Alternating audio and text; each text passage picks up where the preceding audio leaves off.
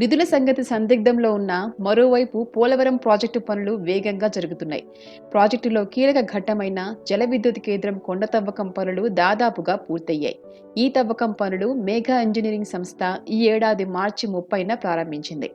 గోదావరికి భారీ వరదలు పోటెత్తుతున్న జల విద్యుత్ కేంద్రం పనులను మాత్రం ఆపకుండా శరవేగంగా పూర్తి చేస్తోంది.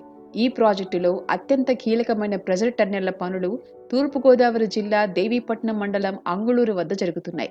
జల విద్యుత్ కేంద్రంలో మొత్తం 12 ప్రెజర్ టన్నెల్స్ ఉన్నాయి. ఒక్కో టన్నెల్ పొడవు 150 మీటర్లు కాగా వెడల్పు 9 మీటర్లు. అతి తక్కువ కాలంలోనే 2వ టన్నెల్ తవ్వకం పూర్తయింది. మిగతా టన్నెల్స్ తవ్వకం పనులు కూడా చురుకుగా సాగుతున్నాయి. ఇప్పటికే 21 లక్షల క్యూబిక్ మీటర్ల కొండ తవ్వకం పనులు పూర్తయ్యాయి. జల విద్యుత్ కేంద్రంలో 12 ప్రెజర్ టన్నెల్స్ కు 12 జనరేటర్ ట్రాన్స్ఫార్మర్స్ ఉంటాయి. ఒక్కో ట్రాన్స్ఫార్మర్ 100 మెగావాట్ల కెపాసిటీతో ఉంటుంది. 12 వర్టికల్ టర్బైన్ టర్బైన్లుండగా ఒక్కో టర్బైన్ కెపాసిటీ 80 మెగావాట్లుగా ఉంది. త్వరలో కొండ తవ్వకం పనులు పూర్తి చేసి జల విద్యుత్ కేంద్రం నిర్మాణం చేపట్టనున్నారు.